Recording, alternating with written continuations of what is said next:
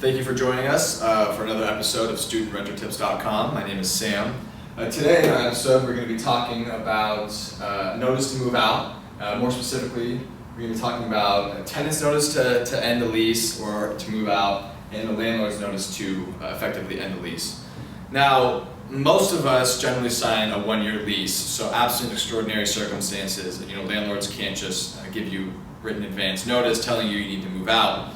But oftentimes, especially with college students, after a year lease ends, you enter into what's called a periodic tenancy, which essentially just means that you are on a month-to-month lease. Now, a month-to-month lease operates differently than the year lease does. A tenant's rights change and a landlord's rights also change. So it's important to know what your legal rights are and also what your landlord's rights are, so you aren't mistaken about what they're doing, about what you're doing. Now, if you're a college student and you're in this periodic tenancy, the month-to-month lease, you have to give your landlord the same amount of notice as there are days between rent payments.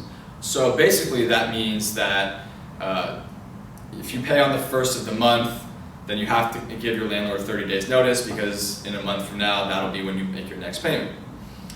This is even true if your landlord has given you at least 30 days notice, or he's given you 60 days notice. The only thing that you have to pay attention to, and this will be in your lease, is if your landlord has included a provision within the lease that says the written notice must be given subject to a different amount of time. So that could be 10 days, for instance. So the landlord will say that they need a 10-day notice or a 40-day notice. So it'll be different than the standard 30-day notice that's required of tenants in this situation.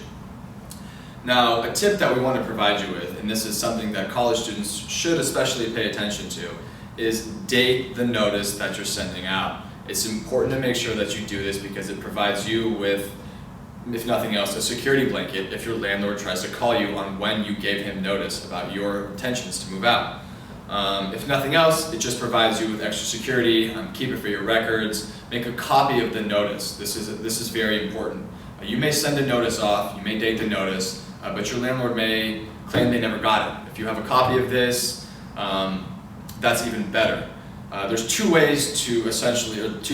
better ways to deliver this notice as far as the tenant's concerned. Is to either deliver it personally, which ensures that you know that you've actually delivered this notice to your landlord. You can also do it by certified mail. The point of doing this is that you get a receipt and there's actually physical evidence that you've gone through the effort of giving your landlord the proper notice, so he can't at a later date come around and say that you actually didn't do this. Moving on to a landlord's rights as far as ending a lease. The landlord's rights or landlord's obligations are a little bit different than what the tenants are.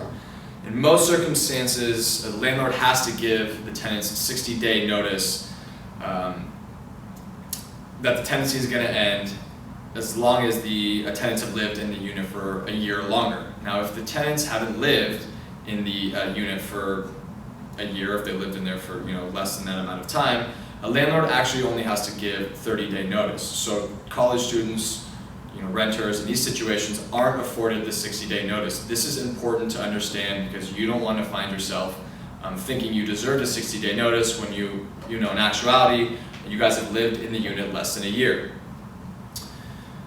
Moving on. There's several more things that have to be true in order for selling landlord to give you a 30-day notice. But you can refer to our website, studentrentertips.com, for a little bit more of an in-depth breakdown of what these guidelines are, what the civil code provides as far as landlords' obligations in these circumstances.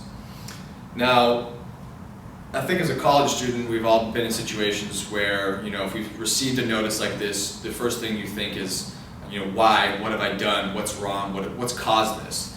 And unfortunately, in situations like this where you're on a periodic tenancy, landlords are afforded a little more legal leeway in the sense that they don't have to provide you with a reason for ending the tenancy because your original year-long lease has ended.